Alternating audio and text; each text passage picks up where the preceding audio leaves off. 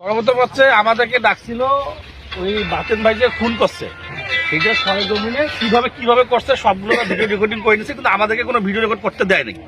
যা হোক, এখন কিভাবে ঘটছে ঘটনাটা আমি সেটা বলি। ওর সাথে আগে মোবাইলে কথা হয়েছে, মোবাইলে কথা বলার পর দুইজনে দেখা করছে সফটওয়্যার দোকানের সামনে।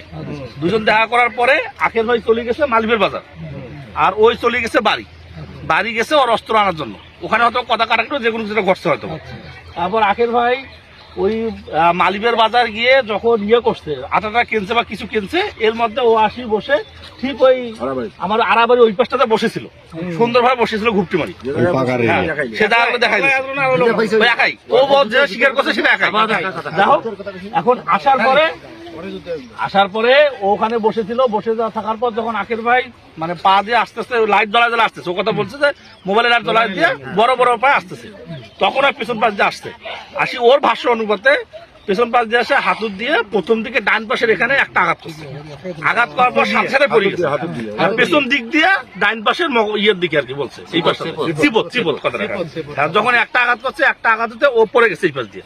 পড়ে যাওয়ার পরে ও আগত মোবাইল নিয়ে আগে ফেলাই দিচ্ছে, ওর ভাষ্য যেটা, ও মোবাইল নিয়ে ওই পাশে ফেলাই দিচ্ছে, যেটা মোবাইল পাইছে আর কি, পুলিশরা পাইছে, আমরা সবাই দেখছি।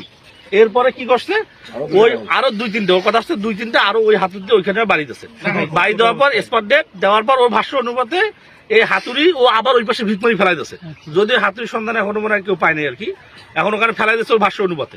দেওয়ার পরে এই দিক দিয়ে চলে গেছে বাড়ি যাওয়ার পরে আবার বাড়িতে ওর কাজটা শেষ করি ওই ফারুক নামে একজনের সাথে আবার ও ওঠে দেখা করছে, মানে শুনছে যে মারা গেছে, দোকানের মধ্যে ঠিক স্বাভাবিক মানুষের মতো চলে আসছে।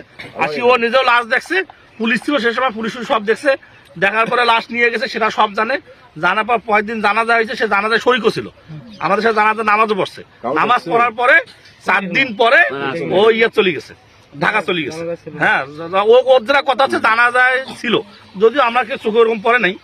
আর তারপরেও ঢাকা চলে গেছে, ঢাকা চলে যাওয়ার পরে এরপর তদন্ত শুরু হয়েছে। ও বিভিন্নভাবে আত্মগোপন করার চেষ্টা করছিল, যা হোক প্রশাসনের হস্তক্ষেপে যে কোনো ভাবে কালকে রাত 1টার দিকে ওনাকে মানে ঢাকা থেকে ধরে নিয়ে আসতে। হ্যাঁ, এই বিভিন্নভাবে গোয়েন্দা লাগাইছে। আমরা আল্লাহর মতো আশা করতে পারি যে বর্তমান মানে মেন আসামিকে ধরা গেছে, তবে কথাতে কিছু অসামঞ্জস্য পাওয়া গেছে, হয়তোবা সেগুলো মানে করবে, ক্লিয়ার করবে প্রশাসনের কর্মকর্তা। কারণ বলছে একজন ছিল, ও জুতোগুলো পাওয়া গেছে, জুতোগুলো সব ওখানে করা দেখা গেছে। আর ওর কথা আছে জুতা ওরে যে জুতোগুলো ছিল ও জুতো পাওয়া যাচ্ছে, নিজে স্বীকার করছে, জুতা ও স্বীকার করছে। হ্যাঁ, কি কারণে সেগুলো কথা আমাদেরকে পুলিশ জানায় নাই। আর কথা ও কথা আমাদেরকে জানানি। আর পুলিশের পক্ষ থেকে ওটা একটা প্রেস ব্রিফিং করে ওরা জানাই দেবে, আরো হয়তো আসামি থাকতে পারে এবং